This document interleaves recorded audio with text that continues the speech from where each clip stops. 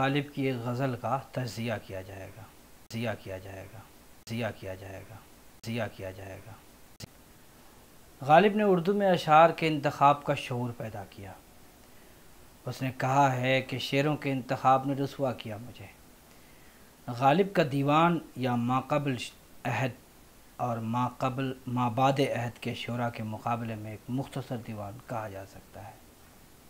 غالب نے اپنے مختصر دیوان میں غزلوں کے اشعار میں بھی انتخاب کے ثبوت دیے ہیں۔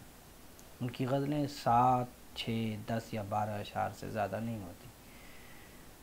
جس غزل کا یہاں تجزیہ یا عملی تنقید مقصود ہے وہ 17 اشعار پر مبنی غزل ہے، یعنی دیوان غالب کی سب سے طویل غزل۔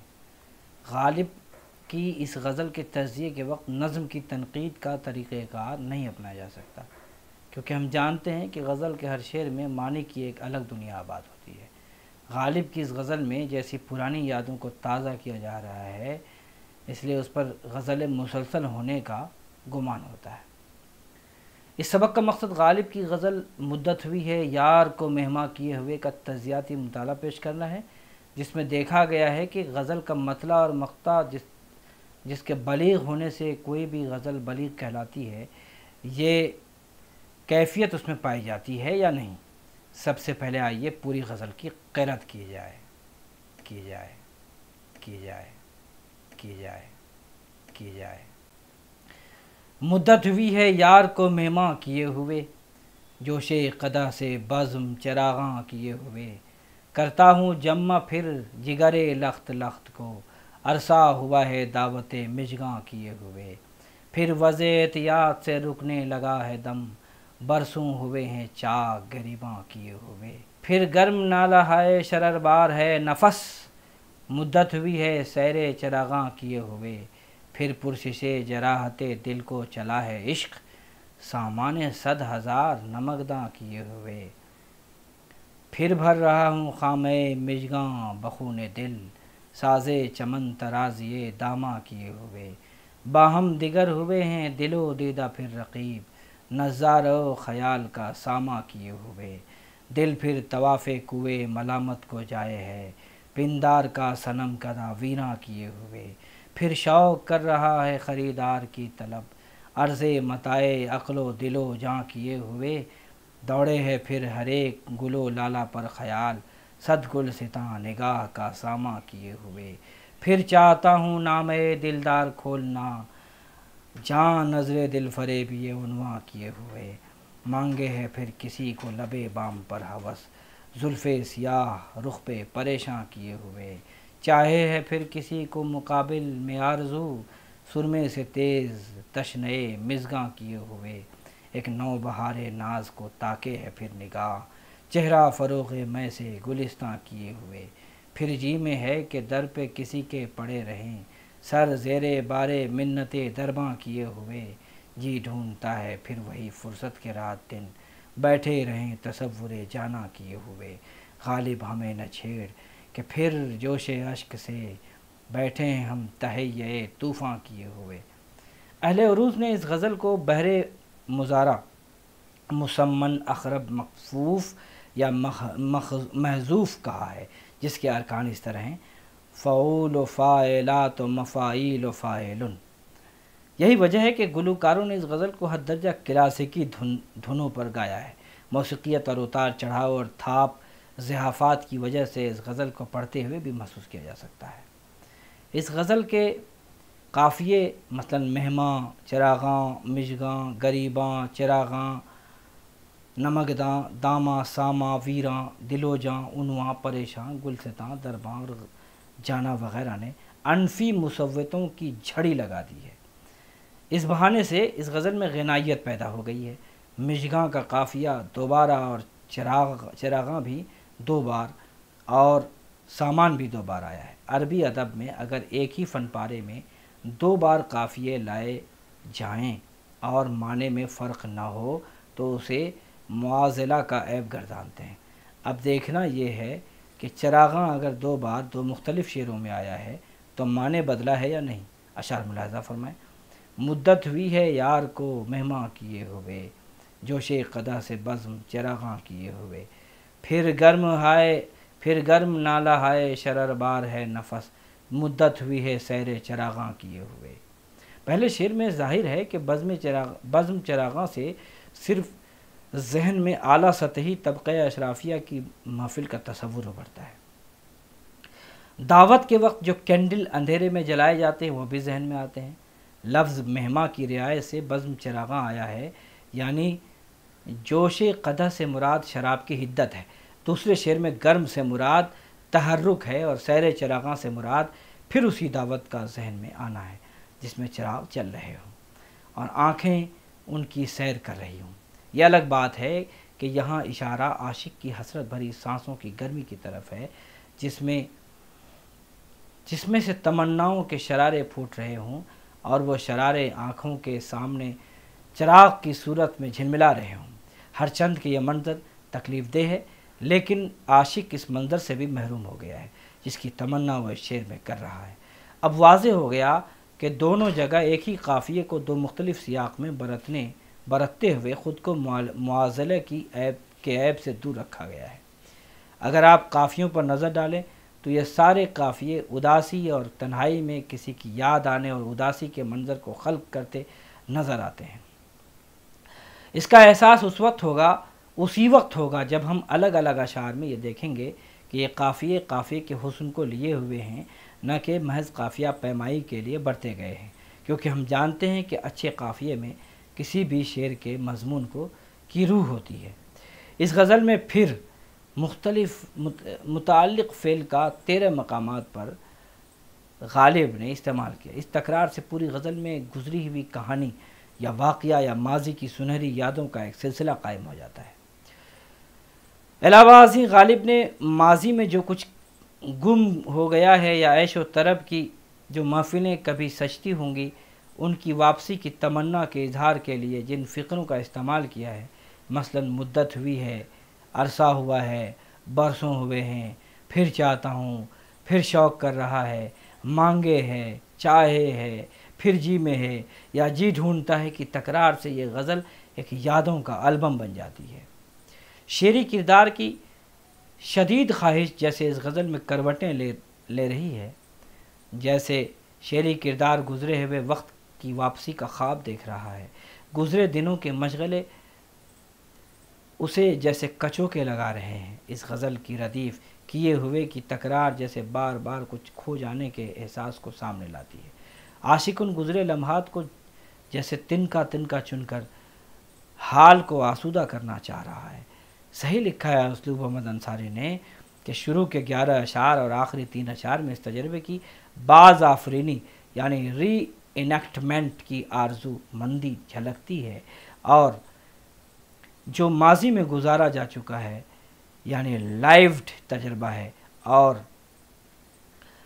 جس پر ماہو سال کی گرد جم چکی ہے۔ بالفاظ دیگر اس غزل کا مرکز و محور ایک نوع کا نوسٹیلجیا ہے جو مدت ہوئی ہے، عرصہ ہوا ہے، برسوں ہوئے ہیں کہ آرکیسٹریشن سے صاف طور پر ظاہر ہو رہا ہے۔ لفظ پھر اس غزل میں 16 بار وارد ہوا ہے۔ یہ تکرار باز آفرینی کی طلب اور خواہش کی غمازی کر رہی ہے۔ کہہ سکتے ہیں کہ غالب کی غزل جیسے یادوں کے کوہرے سے لپٹی ہوئی ہے اور ماضی کی واپسی کی خواہش نے اس غزل کی تخلیق کی ہے۔ گویا یہ نظم نما غزل ہے یا غزل نما نظم ہے۔ پہلے شعر یعنی مطلع نے اس صورتحال کی تخلیق کر دی ہے کہ کوئی ہے جو ماضی کے اوراق کو جیسے آہستہ آہستہ الٹ رہا ہو۔ شعر میں لفظ یار، مہمان اور جوش قدح سے صاف ظاہر ہے کہ ایک عاشق اپنے معشوق کا پھر وہی قرب چاہتا ہے جیسے وہ کبھی اسے دعوت پر بلا کر حاصل کرتا تھا۔ قارئین جانتے ہیں کہ غالب شراب پیتے تھے، لہذا انہیں یہ کہتے دیر نہیں لگتی کہ پھر وہی دعوت شراب کی عاشق کو یاد آ رہی ہے جب دونوں عاشق و معشوق باہم ہو کر پیتے پلاتے تھے۔ حالانکہ یہ شراب عشق اور چاہت کی ہے جو باہم ہونے پر کسی محفل سے کم نہیں تھی اور کسی دعوت شیراز سے بھی کم نہیں تھی۔ مدت ہوئی ہے یار کو مہماں کیے ہوئے، یہ مصرع کس بے چارگی کے عالم میں عاشق نے ادا کیا ہوگا۔ اس کا اندازہ وہی شخص لگا سکتا ہے جس نے کبھی بھرپور زندگی جی ہو اور پھر وہ اکیلا ہو گیا ہو۔ دوسرے شعر میں عشق میں چوٹ کھانے یا محبوب کی پلکوں سے جگر کے ٹکڑے ہونے کے بعد اسے جمع کرنے اور پھر دعوت مژگاں کی تمنا کے بعد گویا پھر جگر کو چھلنی کرنے کا ذکر کیا گیا ہے۔ یعنی عشق میں دل کا سلامت رہنا عشق کی موت ہے، یا یہ کہیے کہ محبوب کی ہر وقت تمنا عشق کی غذا ہے۔ تیسرے شعر میں پھر عشق کی اور عاشق کی فطرت پر روشنی ڈالی گئی ہے۔ کیسا زمانہ آ گیا ہے کہ ہر گھڑی وضع قطع کی فکر دامنگیر رہتی ہے۔ بھلا عاشق کا احتیاط سے کیا لینا دینا؟ اس کی زندگی تو چاک گریبانی سے عبارت ہے۔ گویا ایسے دن آ گئے ہیں کہ اب چاک گریبانی کی جگہ وضع احتیاط نے لے لی ہے۔ کاش کہ دیوانگی کے وہی دن لوٹ آئیں۔ چوتھے شعر میں سیر چراغاں استعارہ ہے محبوب کے رخ انور کے دیدار کا، جس کے دیکھتے ہی ایسا لگتا تھا جیسے چراغاں ہوا ہے۔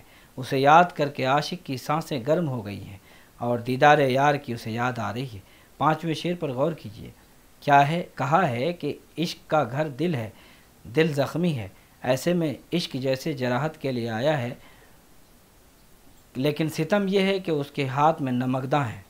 یعنی کہنے کی صحیح یہ کی گئی ہے کہ اب تو ایسے دن آ گئے ہیں کہ عشق کا ذکر چھڑتے ہی ایسا لگتا ہے کہ کسی نے زخمی دل پر نمک چھڑک دیا ہو۔ چھٹے شعر میں جدائی کے ستم کو گہرے استعاروں اور حسی تشبیہوں کے ذریعے بیان کیا گیا ہے۔ مژگاں کو قلم سے تشبیہ دی گئی ہے جس میں روشنائی دل کے خون کی ہے، اس لیے اب کچھ نہ سہی تو ستم ہائے جدائی کا قصہ محبوب کے مژگاں سے ہی اپنے دامن پر لکھا جائے۔ گویا محبوب کو عاشق نے اپنے درد جدائی کا حال بتانا چاہتا ہے، اس لیے مژگاں بصورت قلم دل کے خون سے بھری جا رہی ہے۔ ساتویں شعر میں رقیب کے معنی بدل دیے گئے ہیں۔ عاشق اور معشوق کے درمیان یہ کردار عیاریاں کرتا ہے۔ کہا یہ ہے کہ عاشق کے لیے تو اس کا دل اور اس کی آنکھیں ہی اس کا رقیب ہوتی ہیں۔ دل میں محبوب کا خیال آتا ہے اور آنکھیں ہیں جو محبوب کے دیکھنے یا نظارے کے لیے عاشق کو پریشان کرتی ہیں۔ آٹھویں شعر میں کوئے ملامت محبوب کی گلی کا استعارہ ہے۔ چار ناچار اپنی خودداری کو ترک کر کے عاشق کو اس گلی میں جانا ہی پڑتا ہے۔ نویں شعر میں پھر سے انہی دنوں کی تمنا کی جا رہی ہے جن دنوں میں پہلے اپنے دل کی خریداری یعنی محبوب کے لیے خود کو سجایا جاتا تھا۔ 10ویں شعر میں اس نفسیات کو پیش کرنے کی کوشش کی گئی ہے کہ عشق ہو جائے تو آدمی ہر خوبرو حسینہ میں اپنے محبوب کی شبیہ کو دیکھ کر اس کی طرف لپکتا ہے اور لپکنے سے پہلے اپنے آپ کو خوبصورت گلشن بنا لیتا ہے تاکہ کوئی اسے مجبور ہو کر دیکھے۔ 11ویں شعر میں محبوب اور عاشق کے درمیان ہونے والی خط و کتابت کے سیاق میں یہ کہنے کی کوشش کی گئی ہے کہ محبوب کے اس خط کو کھولتے ہی اس کے مضمون یا سرخی پر اپنی جان قربان کر دوں۔ 12ویں شعر میں پھر شدید تمنا یہ کی گئی ہے کہ جس طرح وہ اپنی زلفوں کو اپنے روشن چہرے پر بکھرے ہوئے ہے میری خاطر کوٹھے پر آتا تھا، اپنی زلفوں کو اپنے روشن چہرے پر بکھرے ہوئے میری خاطر کوٹھے پر آتا تھا، کاش کہ وہی دن پھر لوٹ آئیں۔ 13ویں شعر میں پھر وہی تمنا کہ محبوب آنکھوں میں سرما لگا کر اپنی پلکوں کو خنجر کی طرح تیز کر رکھا ہو اور پھر وہ آئے اور میرے سامنے اسی حال میں بیٹھے اور عاشق کا دل اپنی نظر سے چھلنی کرے۔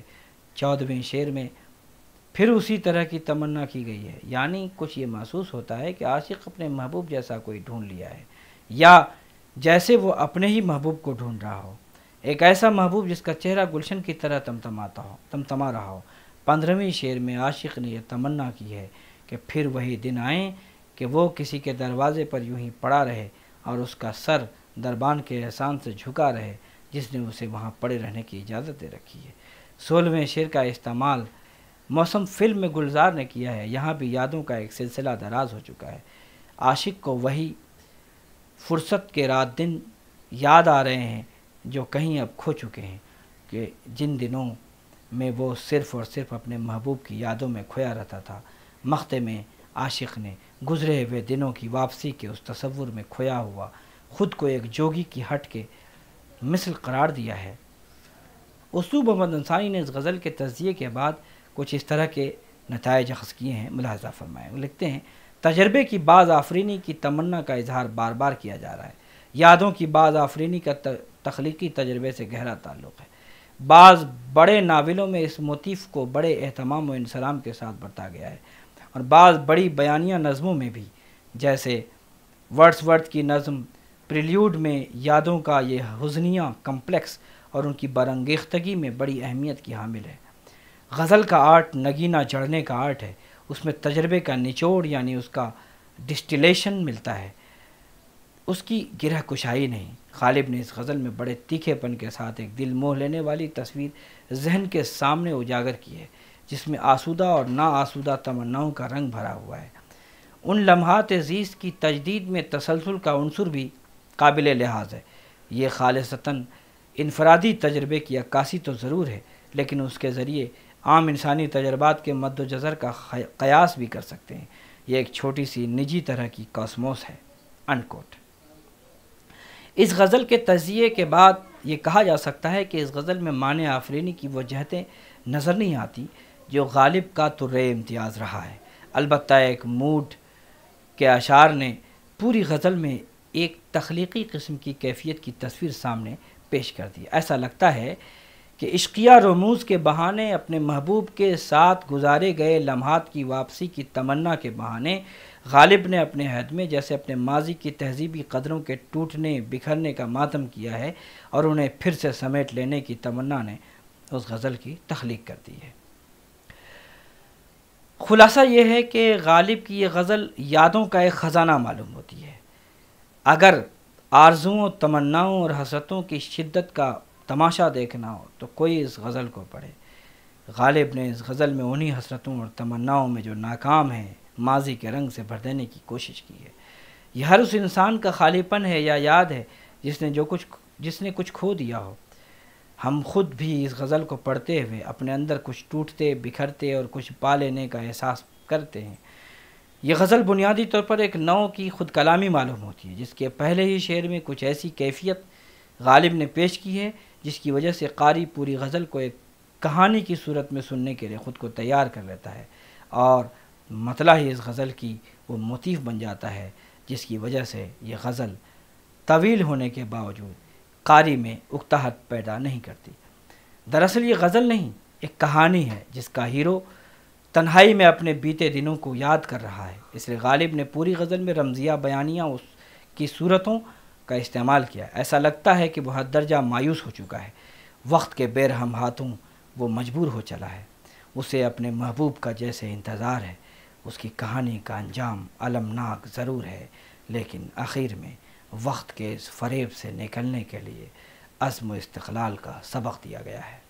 مدت ہوئی ہے یار کو مہماں کیے ہوئے، جوش قدا سے بزم چراغاں کیے ہوئے، کرتا ہوں جمع پھر جگرے لخت لخت کو، عرصہ ہوا ہے دعوت مژگاں کیے ہوئے، پھر وضع احتیاط سے رکنے لگا ہے دم، برسوں ہوئے ہیں چاک گریباں کیے ہوئے، پھر گرم نالہ ہائے شرر بار ہے نفس، مدت ہوئی ہے سیر چراغاں کیے ہوئے، پھر پرسش جراحت دل کو چلا ہے عشق، سامان 100,000 نمکداں کیے ہوئے، پھر بھر رہا ہوں خامے مژگاں بخون دل، سازے چمن ترازیے داماں کیے ہوئے، باہم دیگر ہوئے ہیں دل و دیدہ پھر رقیب، نظار و خیال کا ساماں کیے ہوئے، دل پھر طواف کوئے ملامت کو جائے ہے، پندار کا صنم کدا ویراں کیے ہوئے، پھر شوق کر رہا ہے خریدار کی طلب، عرض متائے عقل و دل و جاں کیے ہوئے،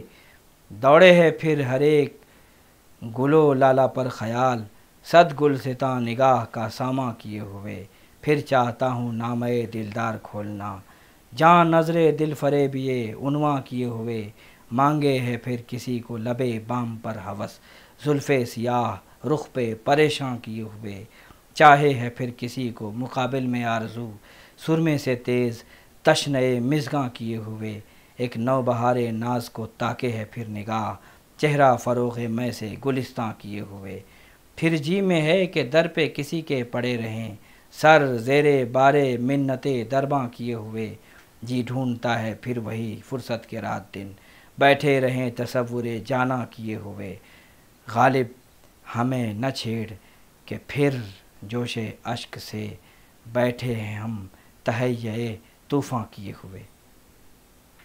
اہل عروض نے اس غزل کو بحر مضارع مسمن اخرب مکفوف یا مخزوف کہا ہے، جس کے ارکان اس طرح ہیں: مفعول و فاعلات و مفاعیل و فاعلن۔ یہی وجہ ہے کہ گلوکاروں نے اس غزل کو حد درجہ کلاسیکی دھنوں پر گایا ہے۔ موسیقیت اور اتار چڑھاؤ اور تھاپ ضعفات کی وجہ سے اس غزل کو پڑھتے ہوئے بھی محسوس کیا جا سکتا ہے۔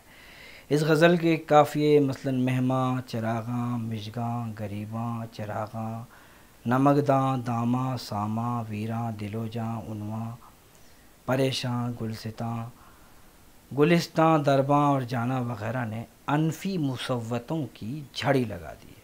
اس بہانے اس غزل میں غنائیت پیدا ہو گئی ہے۔ مژگاں کا قافیہ 2 بار اور چراغاں بھی 2 بار اور ساماں بھی 2 بار آیا ہے۔ عربی قافیہ 2 بار، عربی ادب میں ایک ہی فن پارے میں 2 بار قافیہ لائے جائیں اور معنی میں فرق نہ ہو تو اسے معاضلہ کا عیب گردانتے ہیں۔